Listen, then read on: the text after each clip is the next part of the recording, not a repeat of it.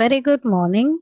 In today's session, we are going to learn what are sensors, how many types of sensors we have, classifications of sensors, and what actually the sensors will do.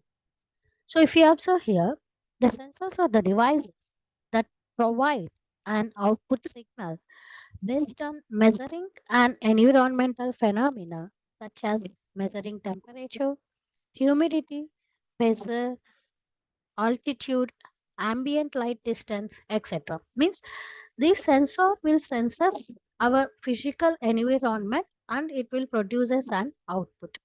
So simply we can say that the sensor is a device where it will accepts the mechanical energy, that is nothing but it will senses our input ambient conditions of our environment, and then it will be producing an output. We have different types of sensors like temperature sensor, humidity sensor, pressure sensor, all these things. So all these sensors we can use in our applications of IoT. If you observe here, I am showing the block diagram of our sensors. So as sensor is a device which will act as a transducer. Why? Because it will convert one form of energy into other form of energy, and the processor will do its work, and then we will be giving the output of sensor to the input of actuator, and the actuator will performs the action, so that the actuator will also acts as a transducer, I can say. So actually these devices we are using to give quantitative and qualitative measurements of an environment, so that we will be using our sensors. Now we will see what are all the characteristics of our sensors. We have two types of characteristics like static characteristics and as well as your dynamic characteristics. Under static characteristics, we need to see that how much accurate that sensor is. When we can say that this sensor is accurate if we get less than the actual reading minus the reading which the sensor sensed. Then if we get the error as less, then we can say that it is an accurate sensor. Like that we can measure our accuracy of an sensor. Then coming to range, it is very important characteristic for all the sensors. Why? Because for our application we need to go for the range. So on the specification itself, it may works for short distance or for long distance. So for every sensor, range is an important characteristic. According to our application, we need to choose such a range sensor. And then resolution. For every sensor, there should be an highest resolution. Resolution should be high. Why? Because the resolution means even it should identify the smallest detail in our environment. Why? Because our sensors we are using for sensing the ambient conditions around our temperature or humidity, whatever. So in that cases, the resolution plays very important role. Even a small change, a little bit change, the sensor should sense and it should give us an accurate result. So that resolution will plays an important role. It is one of the characteristic. Precision is also one of the characteristic of our sensors.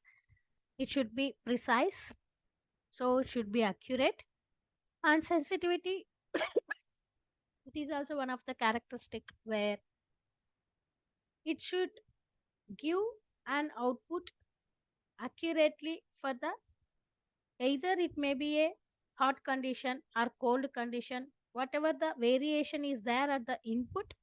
For that it should properly sense, or it should be sensitive for our changes in our temperature or our surroundings, so that we can say that the sensitivity will be high for that particular sensors. And linearity, drift and repeatability.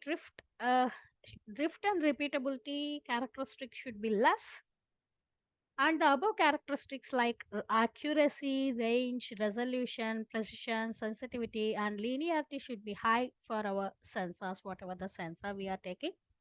So these are all the static characteristics of sensors, and these are all the dynamic characteristics of sensors.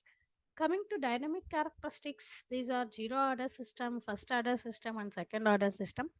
So if you assume that ours is a system, if it is zero order system means immediately if we are applying our input without any delay, we should get our output. So that is nothing but our zero order system. First order system means it will take some delay will be there. Second order means more complex issues will be there, so that there will be some sort of delay will be there. So depending upon our application, we can choose either zero order system, first order system, or second order system. So these are all some of the sensor characteristics. Coming to classifications, we have different types of classifications like active passive sensors, analog digital sensors, scalar and vector sensors. Here I am showing some of the examples of your classification of sensors. So if it is a passive sensor, we can say that it depends upon the input.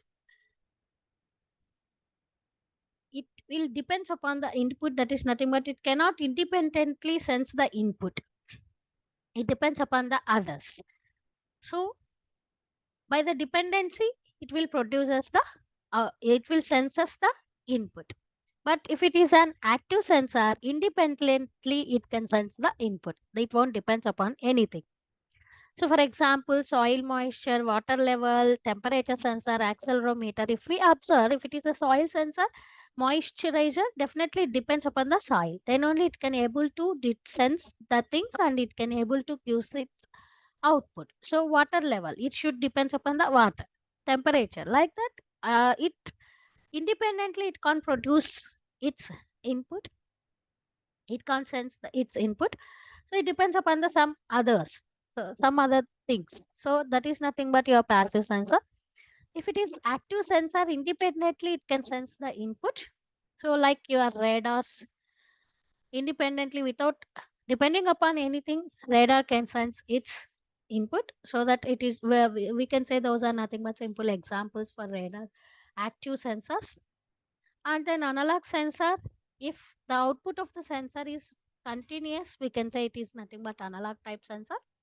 If it is digital sensor, the response will be binary in nature. We all know that.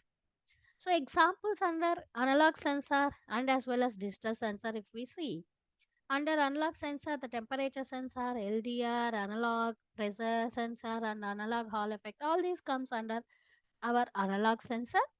And coming to digital sensor, it is nothing but PIR sensor and digital temperature sensor are the examples for digital sensor. Next, the other thing is the classifications are your scalar sensor and vector sensor. Scalar sensor is a sensor where we can say that it will detect our input parameter based only on its magnitude. Here direction is not matter. It won't matters the direction. But if it depends upon both the magnitude and as well as the direction, then we will say it is nothing but a vector type of sensor. So if it is a scalar sensor, the examples are nothing but temperature, gas sensor, strain, smoke sensor. All these sensors comes under your scalar sensors examples. If it is vector sensor, accelerometer, magnetic field, and motion detectors. Motion detector sensor, it should depends upon the quantity, magnitude, and as well as in which direction they are moving. Then only it can able to detect.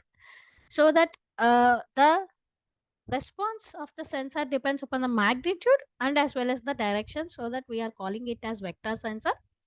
If it depends only upon the magnitude, we will call it as scalar sensor. So these are the simple classifications of sensors. So thank you for listening me. In the next session, we will see about different types of sensors and the working principles of our sensors. Thank you.